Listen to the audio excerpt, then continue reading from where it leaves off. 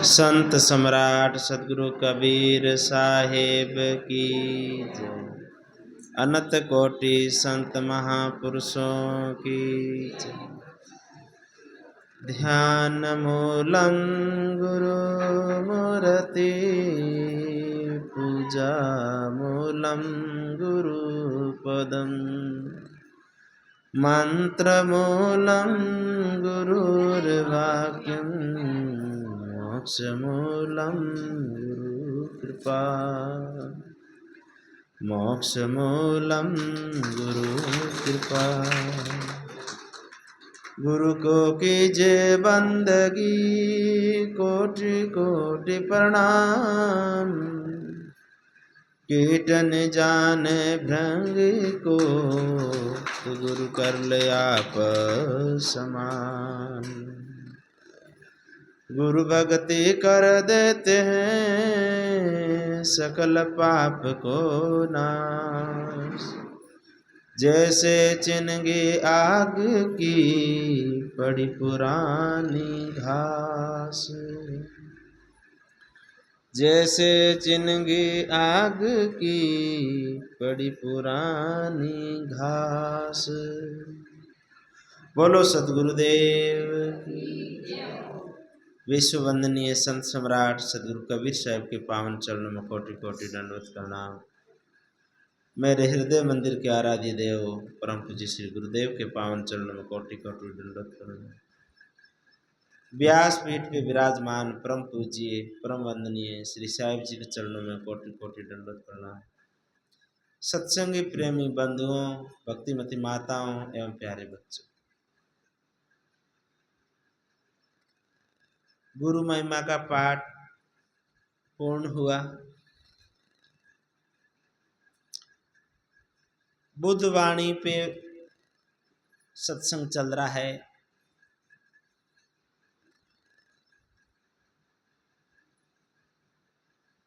सिद्धार्थ का जीवन सोच संबल धैर्य बुद्धि विवेक के साथ में वो विचार से बोलने का, और उसके चचेरा भाई देवदत्त वो जैसे आवे वैसे बोले। कहते हैं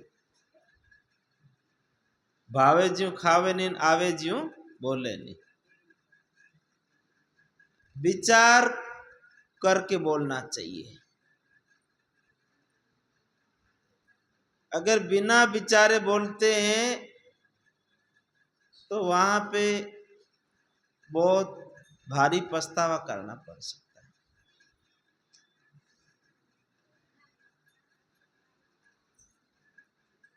जो बोली का मार नुकसान करती है वो गोली उतना नुकसान नहीं करती है।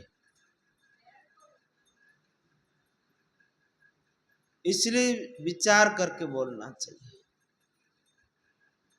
किसी को बंदूक देना तो बहुत सरल है, पर बुद्धि देना कठिन।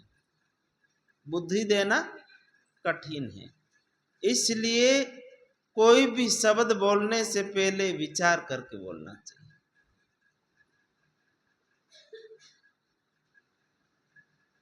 युवराज सिद्धार्थ ने प्रतियोगिता को जीता और उनके गुप्तचर छोड़े हुए थे देश के चारों कोनों में।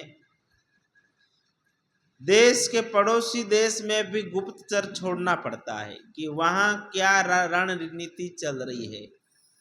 हर जगह होता। अभी भारत के पड़ोसी देश जो है वहां पे भी भारत का गुप्तचर होगा, और वहां की जो प्रतिक्रिया कुछ होती है वो भारत में पहुंचाई जाती है कि ऐसा होने वाला है। वहां युद्ध, जो पत्रकार जिसको बोलते हैं, रिपोर्टर जिसको बोलते हैं, रिपोर्ट देते हैं कि वहां पे युद्ध छिड़ने वाला है, वो वहां उस देश से युद्ध करने वाला है, कौन से देश से संधि कर रहा है, कौन से देश से दुश्मनी मोल ले रहा है, वो सब रिपोर्टर बताता है। इसी प्रकार युवराज सिद्धार्थ का भी रिपोर्टर छोड़ा हुआ था, कौशल नरेश। प्रसन्नजीत की नगरी में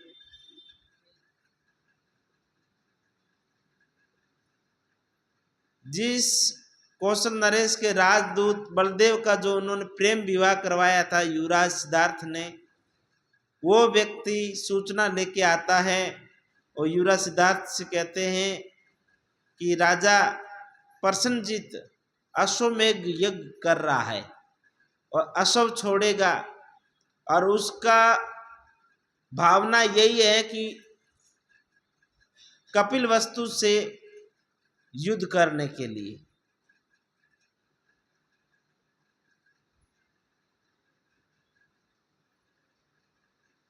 जो अश्वमेध के यज्ञ को जो व्यक्ति पकड़ेगा उनको युद्ध करना पड़ेगा, और जिस राज्य से निकलेगा जो नहीं पकड़ेगा वो पराजय स्वीकार करेगा। वो जिन्होंने अश्व छोड़ा है उसका अधीन होकर राज्य चलाना पड़ेगा, ऐसा होता है।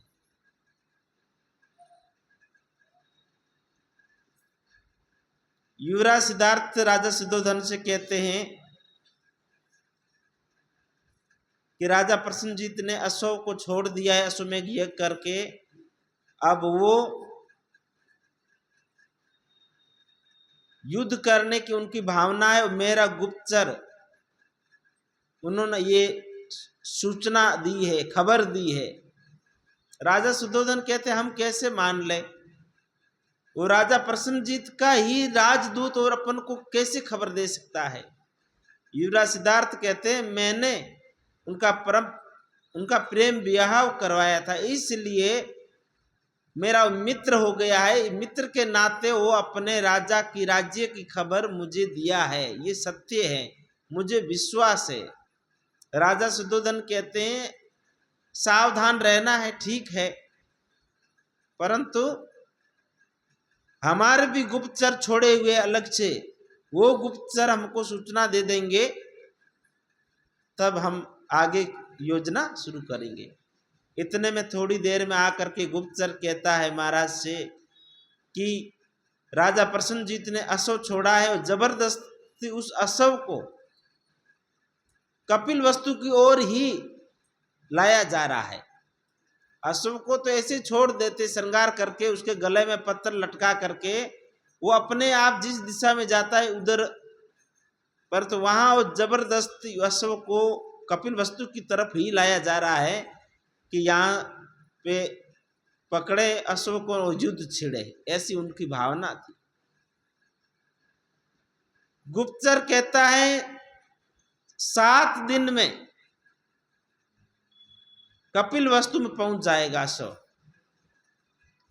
इतने में कुलगुरु ला करके पत्र देता है कि ये युवराज सिद्धार्थ का आज से 7 दिन बाद में ब्याह का अच्छा मुहूर्त निकला है। राजा शुद्धोधन उस मुहूर्त को कैंसिल कर देते हैं कि ब्याह नहीं होगा, युद्ध होगा। युद्ध के पश्चात 2 उत्सव मनाया जाएगा, एक तो जीत का उत्सव और एक उत्सव मनाया जाएगा युवराज सिद्धार्थ के ब्याह का। ये घोषणा करते राजा कहते पूरे नगर में डिंडोरा पिटवाओ और युद्ध की तैयारी करवाओ। सेनापति ने सब तरफ से सेना को शामिल किया। इधर यशोधरा के पिता राजा दंडपाणि भी वहीं थे कपिल वस्तु में। राजा शुद्धोधन का आपकी भी सेना को बुला दो। बोला हाँ हमारी सेना आपकी सेना है, हमारी पुत्री का आपके पुत्र से हाथ दे दिया है, तब फिर हमारी सेना अलग कैसे हो सकती है। पर अंदर से राजा दंडपाणि की मित्रता थी शत्रु राजा प्रसन्नजीत से, और उन्होंने गुप्त में पत्र भेजा कि आप अपनी सेना कौशल नरेश के लिए भेजेंगे, राजा शुद्धोधन के लिए नहीं भेजेंगे। उनको केवल विश्वास देना कि हमारी सेना आपके साथ है, परंतु आपको विश्वासघात करना है। राजा दंडपाणि को बोला और आपको साक्यों के राजा बनाएंगे। अगर हम राजा शुद्धोधन युवराज सिद्धार्थ को हरा देंगे तो आपको साक्यों के राजा हम बनाएंगे। और लोभ होता है ना, राजा दंडपाणि का ऐसा ही होगा। इधर जिस दिन सेना चढ़ाई करेगी करती, उस दिन राजा दंडपाणि ने कहा, क्षमा करे राजन, हमारे वह नदी का पुल टूटने की वजह से हमारी सेना नहीं पहुंच पाई। हमारी सेना आने के लिए तत्पर थी, परंतु वहां नदी का पानी बहाव बढ़ने से पुल टूट गया, और पुल टूटने से सेना आ नहीं पाई। झूठा ही ऐसा बोल दिया राजा शुद्धोधन को। राजा शुद्धोधन ने कहा कोई बात।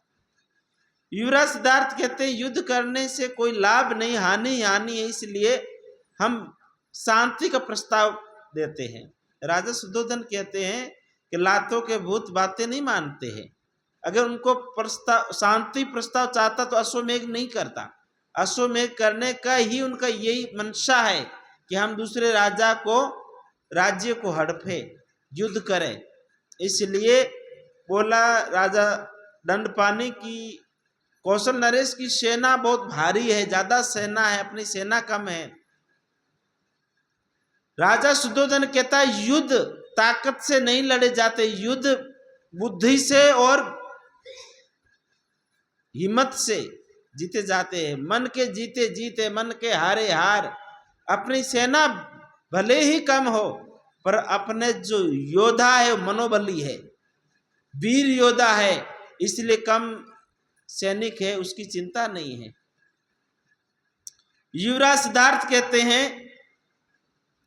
नक्शा खोल के राजा शुद्धोधन कहते हैं यहाँ पे युद्ध लड़ा जाएगा और यहाँ पे सेना इकट्ठी होगी।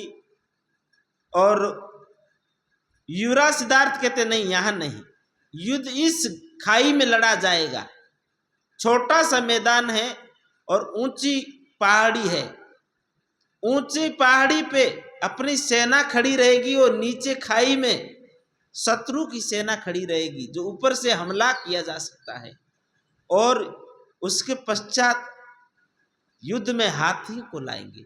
छोटी सी जगह में हाथी खड़ा रहेगा, हाथी अपने पैरों से भी सेना को कुचल लेगा। इसलिए छोटी जगह में युद्ध होगा। उनकी सेना ज्यादा है पर छोटा मैदान होगा, सेना खड़ी कहाँ रहेगी।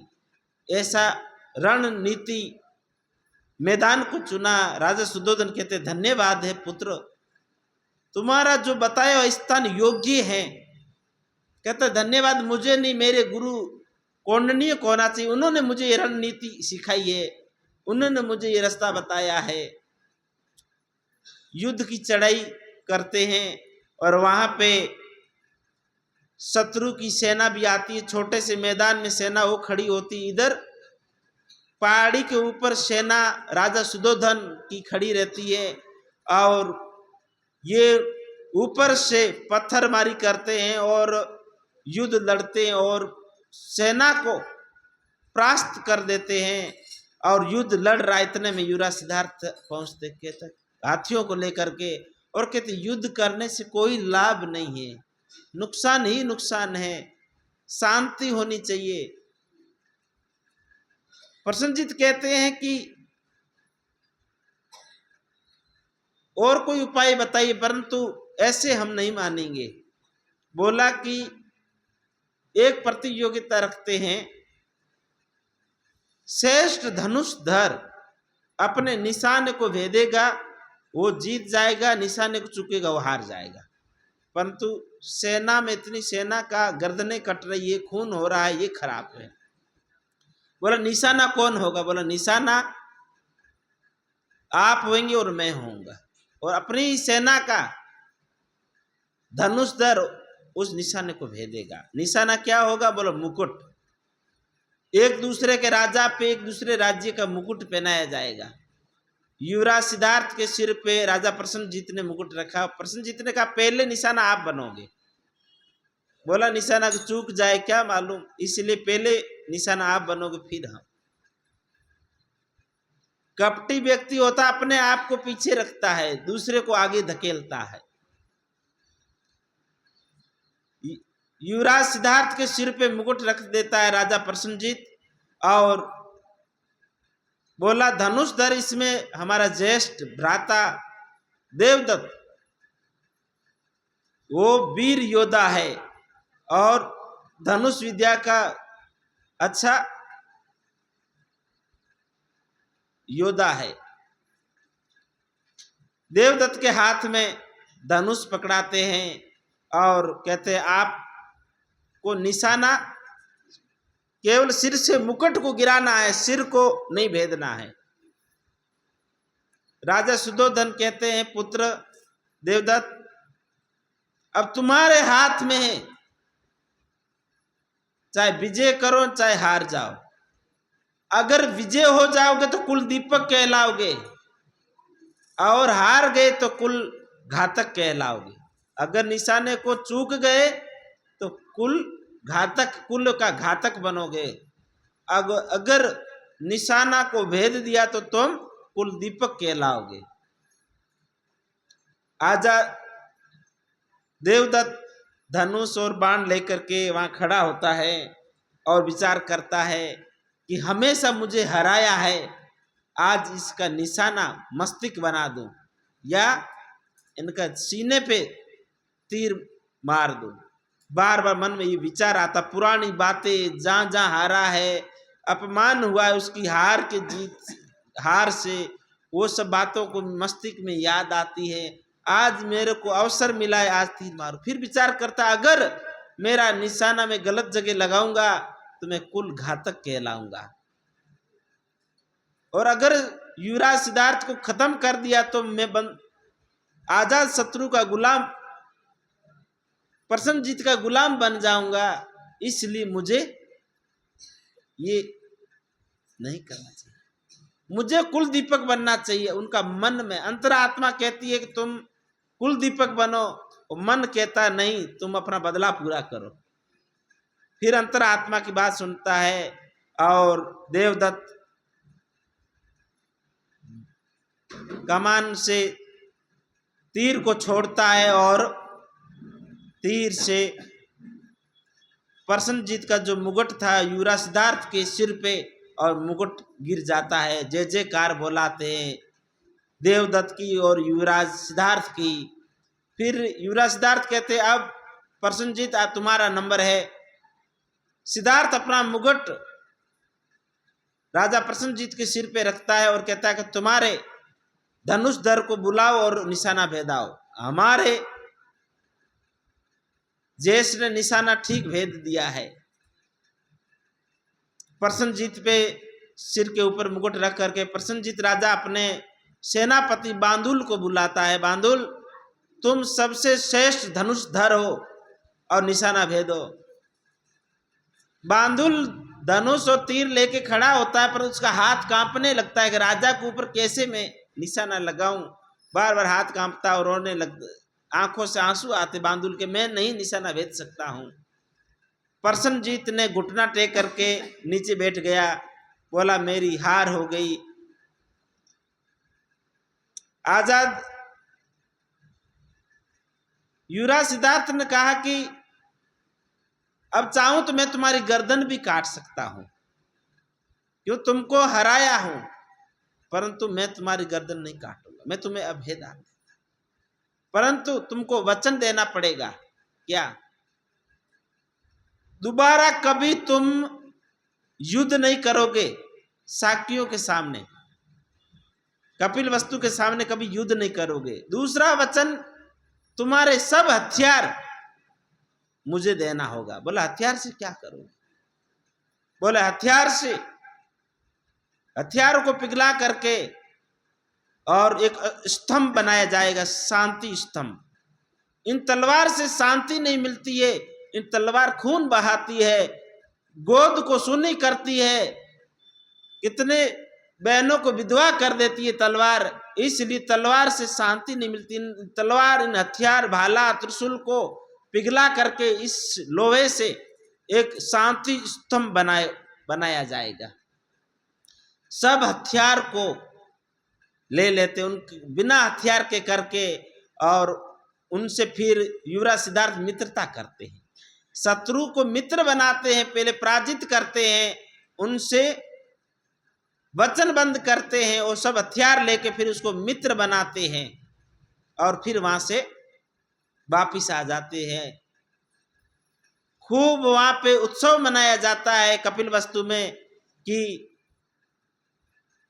युवराज सिद्धार्थ ने अपनी मन बुद्धि से, न जाने उस युद्ध में सेना खत्म हो जाती, हार भी सकते थे, उन्होंने बुद्धि बल से एक दूसरे के राजा के मुकुट को निशाना बना करके और वो जीते हैं। युवराज सिद्धार्थ कहते हैं इसमें मेरे ज्येष्ठ भ्राता का भी हाथ है, अगर देवदत्त निशाना चूक जाता तो हम विजय नहीं हो सकते थे, इसलिए देवदत्त की भी जय जयकार होती है। और राजा अपने 9 लखा हार खुशी से अपने पुत्र के गले में डालता है और देवदत्त को भी कुछ भेंट देता है, माला। देवदत्त मना करते हैं नहीं, अगर एक और हार हो जाता तो कदापि मैं स्वीकार कर सकता, और मुझे ये स्वीकार ही नहीं है। देवदत्त अंदर चला जाता है। दूसरे दिन राजा शुद्धोधन कहते हैं कुल गुरु से अब एक उत्सव नहीं 2 उत्सव मनाया जाएगा। अपन कौशल नरेश को हरा के अपन जीतते हैं, और दूसरा ब्याह का उत्सव होगा। सिद्धार्थ घर घर जाता, जिन जिन माँ की गोद सुनी होती उनके घर आश्वासन देने जाता, धैर्य बनाने जाता है। जो जो बहनें विधवा हो गई उनके घर अन्न पानी की व्यवस्था करने जाता है, और घर घर जाके उनका पराया दुख को अपना दुख मानता है। जय जयकार होती है। इधर कहा कि युवराज सिद्धार्थ का ब्याह है, इसलिए निमंत्रण सब राजाओं को दिया जाएगा। कहा कि निमंत्रण प्रसन्नजीत राजा को भी दिया जाएगा, भले उनको अपना हराया, अपना शत्रु था, अब अपना वो मित्र है, उन्होंने मित्रता स्वीकार की है, इसे उनको भी निमंत्रण दिया जाएगा। और सब राजाओं को निमंत्रण देते हैं।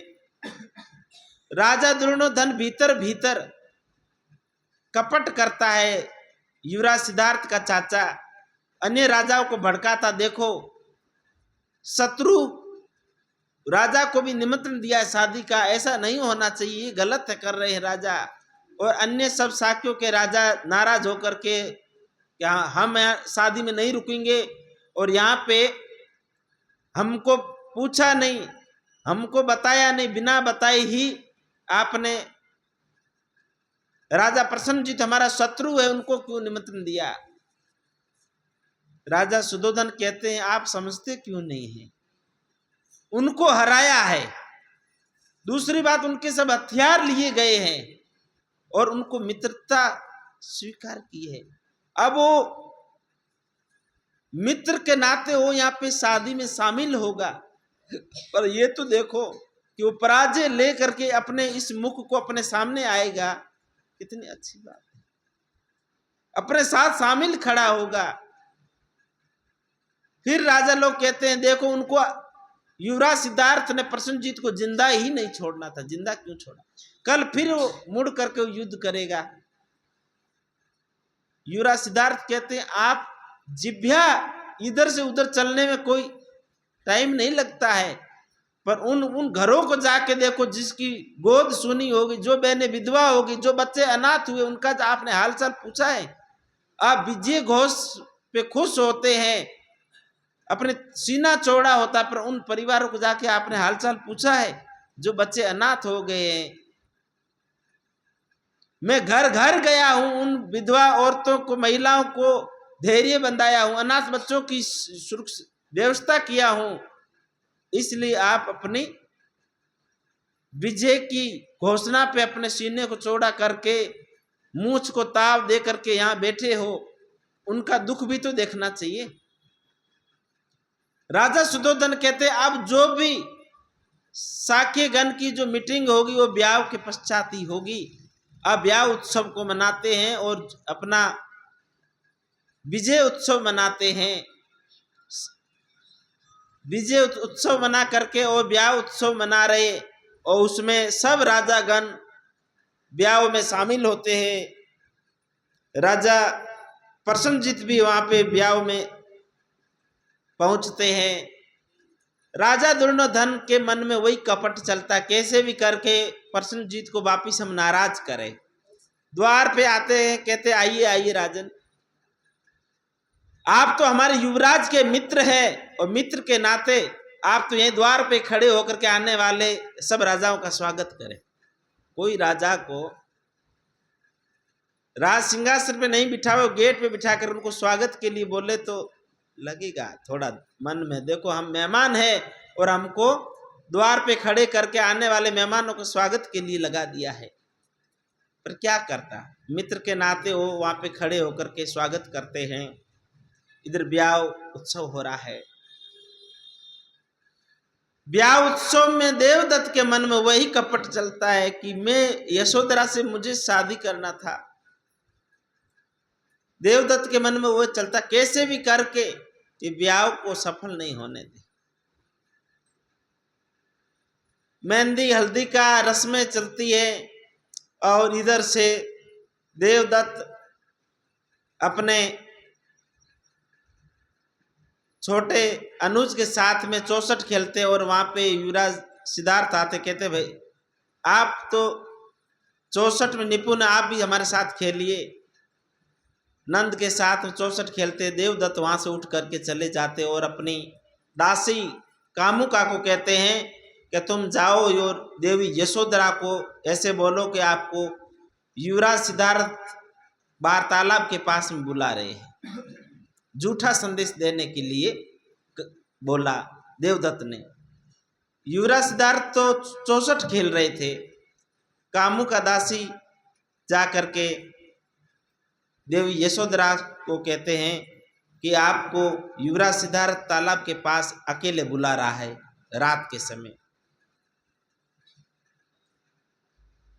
देवी यशोधरा वहां जाने के लिए निकली। सामने कंचिनी गणिका वहां नृत्य करने के लिए शादी में आई थी, जिनकी इज्जत युवराज सिद्धार्थ ने बचाई थी।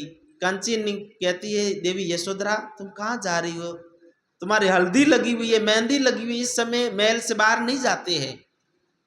बोला मुझे युवराज सिद्धार्थ ने बुलाया है।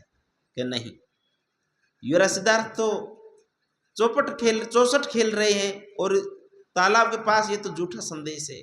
कंचिनी समझ जाती। कंचिनी कहती आप चलिए अंदर और आप अपना चुन्नड़ को चेंज करिए, चुन्नड़ पे मेहंदी लगी हुई है। चुन्नड़ चेंज करवा के और यशोधरा को कहते हैं कि युवराज सिद्धार्थ तो 64 खेल रहे, आप यहीं बैठिए। कंचिनी उनका चुन्नड़ मेहंदी लगा हुआ ओढ़ करके और तालाब के किनारे चली जाती है और वहां पे देवदत्त का गुप्तचर छोड़ा हुआ था, जो उनको जबरदस्ती मुंह बांध करके उठा के ले जाकर के जंगल में कोई एक झोंपड़ी में ले जाके बंद कर देता है। और इधर ब्याह की तैयारियां हो रही है, बस अभी कुछ घंटों में शादी होने वाली है। इधर से देवदत्त घोड़ा पे चढ़ के उस जंगल में, जहाँ कुटिया में उनको मालूम था कि उनके गुप्तचर ने यशोधरा को गायब कर दिया है, वहां जाके कुटिया के अंदर जाके दरवाजा खोल के देखता है तो वहां पे वो यशोधरा की ही चुन्नड़, जिस चुन्नड़ में देखा था उस चुन्नड़ ओढ़ी हुई बैठी है। बोला कि मैंने तुमको कई बार बोला था कि तुम मेरी हो, पर तुम नहीं, युवराज सिद्धार्थ को चाहती थी। बचपन से मैं तुमको पुष्प देता था, तुम स्वीकार नहीं करती थी, और युवराज सिद्धार्थ पुष्प देते थे वो तुम स्वीकार करती थी। इसलिए तुम हमेशा युवराज सिद्धार्थ को चाहती रही और मैं हमेशा तुम्हें चाहता रहा। आज देखो मैं जीत गया हूं। कंचिनी उल्टी बैठी हुई बोली तुम्हारी इच्छा कभी पूरी नहीं होगी। उनकी आवाज सुन करके उन्होंने बोला कि कौन है। उन्होंने मसाल जला करके देखा कंचिनी, उनको बहुत गुस्सा आया और उस कुटिया को जला दिया। उसके अंदर कंचिनी उसके अंदर जल करके खत्म हो गई। बोला तुमने छल क्यों किया तुमने?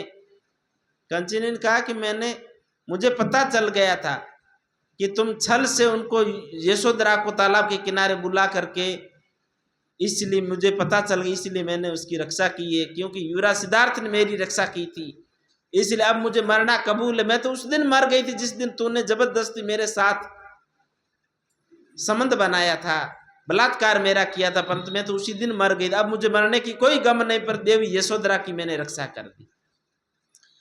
कंचिनी उस कुटिया के अंदर जल के खत्म हो जाती है। और देवदत्त क्रोधित वहीं पे क्रोध में व्याकुल हो रहा है। इधर से ब्याह की पूर्ण तैयारियां चल रही है और मंगला के अंदर युवराज सिद्धार्थ की चाची मंगला के अंदर कपट चलता है कि कभी मेरी इतना मैंने कोशिश किया युवराज सिद्धार्थ को खत्म करने के लिए, मेरे बेटे को राजा बनाने के लिए, परंतु ये काम नहीं हुआ। अब उन्होंने एक बार से जहरीला बिच्छू मंगवाया, इतना जहरीला, और बिच्छू मंगा करके बोला इस बिच्छू से एक बार काटते ही व्यक्ति का प्राण निकल जाएगा, इतना जहरीला बिच्छू मंगवाया बड़ा। और अपनी दासी कामुका को बोला ये जहरीला बिच्छू वरमाला में डाल देना है। जो वरमाला युवराज सिद्धार्थ को पहनाएंगे उसके माला के ऊपर छोड़ देना, और उसको गले में माला डालेंगे तब वो उनके शरीर में कहीं न कहीं डसेगा और खत्म हो जाएगा। अपने पुत्र को राजा बनाने के लिए अंदर अंदर कितना षड्यंत्र, कितना कपट। कामुका ने, वो तो दासी थी, उनका हुक्म मानना पड़े, नहीं मानेगा तो उनको सजा होगी। कुछ कुछ दासियां भी छल कपट में शामिल हो जाती है। वो दासी ने ले जा करके छुपके से उस युवराज सिद्धार्थ को जो पहनाने वाली वरमाला के ऊपर बिच्छू को छोड़ देती है। खूब सावधानियां होती, सावधानियों के बीच में भी लोग ऐसे काम करते कि पता ही नहीं चलता है। इधर से ले जाकर बिच्छू उसके अंदर छोड़ देते हैं और वहां पे वरमाला जिस समय फेरा हो जाता है चुमारी में, और चावरी के बाद में जब उनको वरमाला पहनाती है, युवराज सिद्धार्थ ने यशोधरा के गले में वरमाला डाली। अब यशोधरा वरमाला को लेकर के जैसे युवराज सिद्धार्थ के गले में डालती है तो बिच्छू दिखता है। अब पंडित जी को मंत्र बोल रहे, शादी का मंत्र भूल गए, बिच्छू बिच्छू बिच्छू बिच्छू बिच्छू बिच्छू बिच्छू बिच्छू बिच्छू बिच्छू बिच्छू। अब पंडित जी बूढ़े और उनसे बोलना तो था कि बिच्छू है, वो ब्याह का मंत्र बोलना तो भूल गए, बिच्छू बिच्छू बिच्छू बिच्छू बिच्छू बिच्छू बिच्छू बिच्छू बिच्छू बिच्छू बिच्छू बिच्छू करते हैं। तो कहते किधर किधर, वो इधर हाथ इशारा करता है। तो तुरंत युवराज सिद्धार्थ ने देखा बिच्छू को नीचे गिराया, लोग उसको मारने के लिए कोशिश करते हैं। युवराज सिद्धार्थ के पास घी की एक बड़ा कांसी का कटोरा भरा हुआ पड़ा था, तुरंत घी को उलट के घी से ढक दिया, बोला इसको मारना नहीं है। देखो प्रसन्नजीत राजा पास में खड़े कहते हैं मित्र तुम कैसे हो, बिच्छू पे भी प्रेम। बोले बिच्छू ये सब जीव है, किसी को ये नुकसान नहीं पहुंचा, ये अपनी रक्षा के लिए अपना डंक मारता है। कहते हैं मित्र सांप के दांत में, बिच्छू के डंक में, इससे ज्यादा मनुष्य की वाणी में जहर है। बिच्छू का डंक से तो बचा जा सकता है, मनुष्य का जो ऐसा शब्द ऐसा निकलता है उससे बचना मुश्किल हो जाता है। युवराज राजा प्रसन्नजीत कहते हैं कि मित्र आपके अंदर जो प्रेम करुणा से बढ़कर के क्या हो सकता है। ब्याह संपन्न हुआ, दूसरे दिन कहा कि अब रथ के ऊपर बैठ करके वो पूरे नगर का भ्रमण होगा, स्वागत होगा।